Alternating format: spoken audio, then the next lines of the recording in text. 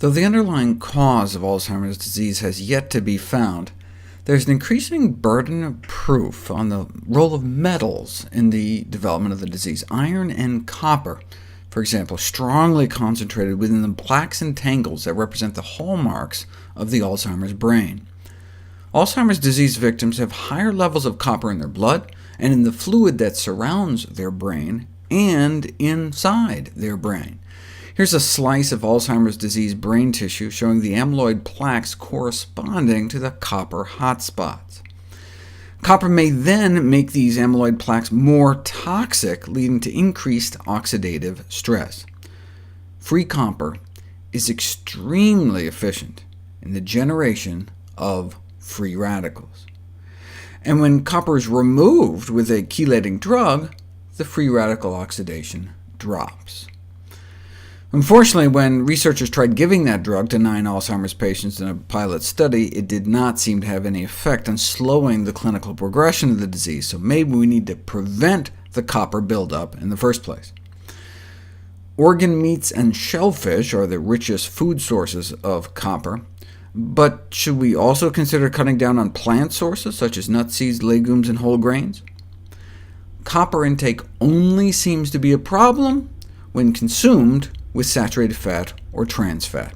In the Chicago Health and Aging Project, thousands of elderly Chicagoans were followed for 6 years. Those who were getting the highest copper doses, largely from multivitamin supplements, combined with a diet high in saturated fats, lost cognition as if they aged 19 years in a period of 6 years, tripling their rate of cognitive decline.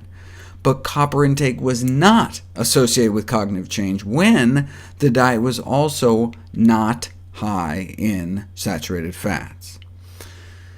Diet-induced high cholesterol has been shown to increase the formation and progression of amyloid plaques in the brain, and dietary copper may interfere with clearance of amyloid from the brain, and may further promote the plaque accumulation that results from elevated cholesterol levels. Copper has been shown to interact badly with amyloid, causing its clumping and the production of hydrogen peroxide, a potent pro-oxidant neurotoxin. This may explain why the higher the levels of copper, the quicker Alzheimer's disease may progress, particularly those with high cholesterol levels. This is how the cholesterol levels from the saturated fat consumption and the metals interact. This is what we think is happening. As cholesterol and copper levels rise, cholesterol is incorporated into the nerve cell membrane, causing it to stiffen. The amyloid protein in the membrane detaches to form plaques, at which iron and copper generate these neurotoxic free radicals. Inside the cell, similar havoc is created, and finally cholesterol-enriched diets can lead to nerve cell death, DNA damage, and blood-brain barrier disruption.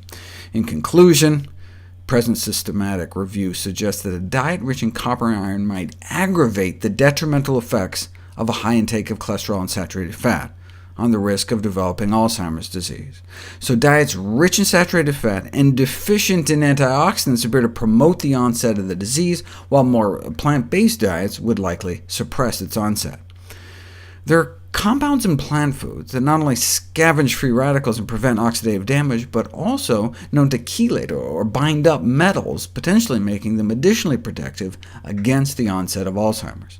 Therefore, the practical implications could be to eat lots of fruits and vegetables, avoid copper-containing supplements, and avoid high intakes of saturated fat and excessive iron intake.